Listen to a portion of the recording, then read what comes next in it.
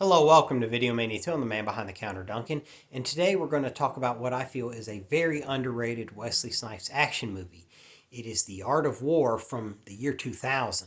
It was directed by Christian Duguay. It has a great supporting cast here too. It has Ann Archer, Marie Matiko, Cary Hiroyuki Tagawa, Michael Biehn, and Donald Sutherland. And this movie came out at an interesting time because in 2000s the movies were transitioning from the 90s action movies, which were very over the top, had some over the top acting and over the top characters and plots. This plot still gets pretty crazy, but it starts kind of that bridge to the 2000s. And this came out 2 years before The Bourne Identity, which a lot of people look at as the movie that really changed the action genre, which it did. But this movie came out 2 years before that. And Wesley Snipes, when you think of him, you always think of Passenger 57, which is awesome. It was in my top 10 90s action movies. But this one is often overlooked.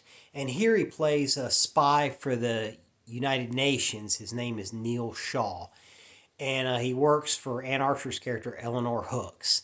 And she works for the UN ambassador, played by Donald Sutherland, Douglas Thomas.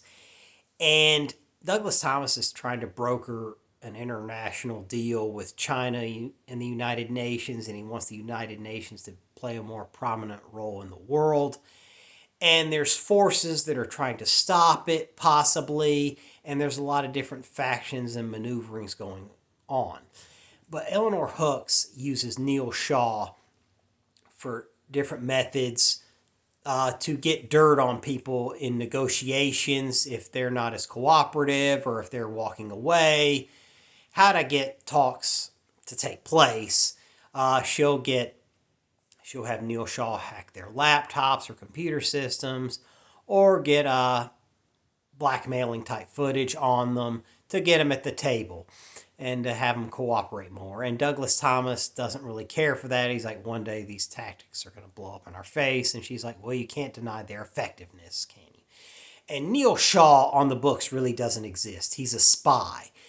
And so when an assassination takes place, he's left as the fall guy. And because he doesn't really exist on paper, he has no one to turn to. And Marie Matiko's character, Julia Fang, is an interpreter at the UN, and she witnesses a lot of this and knows too much. So they run into each other and reluctantly team up because they're all each other has, even though she doesn't trust him and doesn't know she's seen what he's capable of. So he's trying to figure out what's going on, and he has no one to turn to. So he has to solve this by himself with the help of Julia Fang.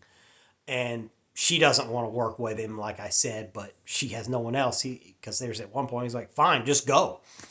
And she goes back to him because she realizes she wants her life back and he wants something resembling a life. So that's where everything happens. And there's a big conspiracy, and he has to uncover this. And the action sequences are really cool, and I like the setting in New York. It's kind of rainy and gray, which helps set the atmosphere for this thing. And he gradually uncovers clues, and he has someone he kind of trusts, Michael Biehn's character, Bly. They kind of have a friendly competition with each other, but he doesn't fully trust him, so he just sticks with Julia Fang. But as he begins to uncover things, surprise him, and he just doesn't know what to do with himself, so he uses his special set of skills to deal with this. He has a lot of skills that he uses to uncover this big conspiracy. And it eventually comes to light, and it all ties itself together pretty well. And because this came out in 2000, the year before The Matrix came out and really revolutionized the way action sequences were done at the time, with bullet time and slow motion, then pause, and the camera can pan around. That's done here, but it's not overly done. It's done in a way that serves the story in a climactic fight that Neil Shaw is in, and that's where it's done. And some gun fu is used and some other cool stuff. But here it's not just over the top where all the time we're just like, wow, that was really cool and everybody's doing it now. Let's do it here. Here it's used sparingly, and it's used to make it really count for this scene. So all of this works pretty well. And like I said, I think it's very underrated and often overlooked. There was a sequel, a straight-to-video sequel with Wesley Snipes, and there was even a third one with someone else. I think it was Sticky Fingers, but I'm not sure off the top of my head. Let me know in the comments and correct me if you'd like to. Feel free to do so. But also let me know in the comments, how do you feel this stacks up with Wesley Snipes' other action movies? Are you a fan of this at all? Let me know any of that in the comments. And if you like overlooked movies like this, give Video Mania 2 a like and subscribe. I'd really appreciate it. And take care till next time.